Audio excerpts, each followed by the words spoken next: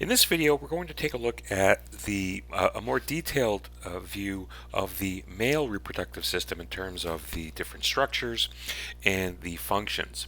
And in terms of the function of the male reproductive system, the first function here is to develop and deliver sperm cells. So the sperm cell is the primary cell of the reproductive system produced by the male.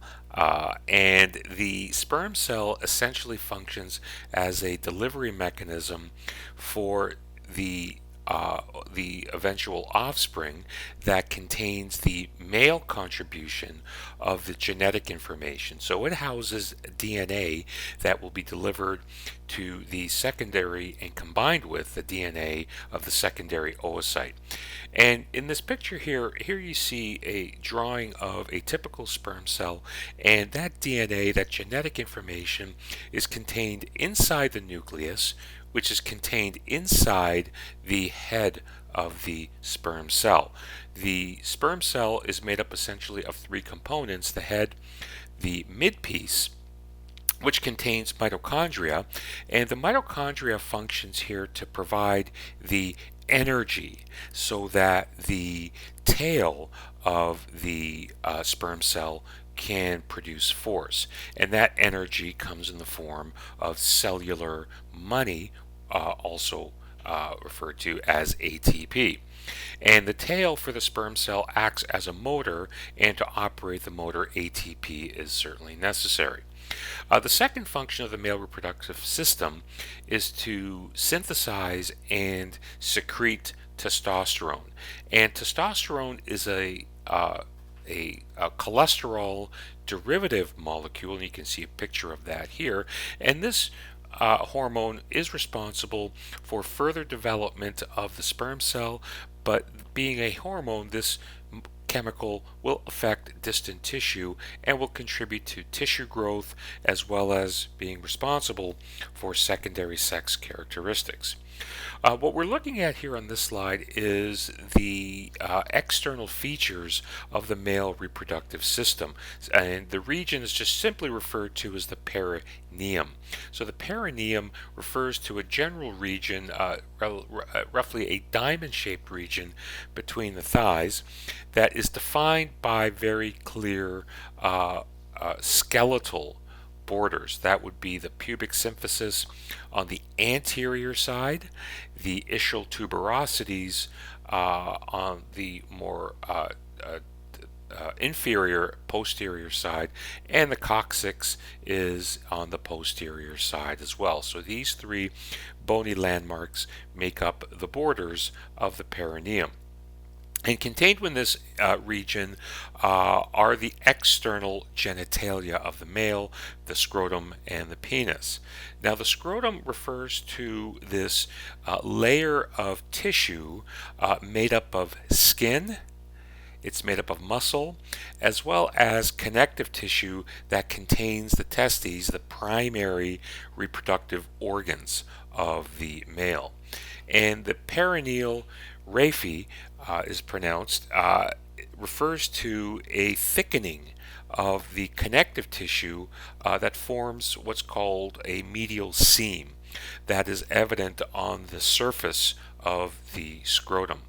And so the location of that pubic symphysis, remember, the pubic symphysis refers to the anterior side of the pelvis, the skeletal portion of it, that forms one border. We see the perineal raphe, which is that thickening of the connective tissue of the scrotum. The location of the coccyx is the most posterior aspect, and we see the ischial tuberosities to form those borders of the perineum. In terms of the some of the physical characteristics of the scrotum and the testes, typically the left testicle descends slightly lower than the right testicle, and the skin of the scrotum contains sebaceous glands, which secretes what's called sebum. It's an oily secretion, and is characterized by other sorts of characteristics such as sparse hair, a sensory innervation, and has a relatively dark pigmentation. The internal septum divides the scrotum into right and left compartments. Um, and another important feature of the genitalia is what's called the spermatic cord that we'll see here on the next slide. And so the spermatic cord is made up of a number of different tissues and structures, which is composed of connective tissue, and it contains a structure called the ductus deferens that I'll define a little bit later in this unit, but that's essentially the delivery tube for sperm cells. It also contains a blood supply and lymphatic vessels, as well as containing the testicular nerve. There is what's called an external inguinal ring, which is essentially the inferior entrance of those structures to the inguinal canal. And the internal inguinal ring is a superior exit of the structures to the pelvic cavity. Now, as opposed to the female reproductive system, where the reproductive organs are internal to the body, the human testes are external to the body.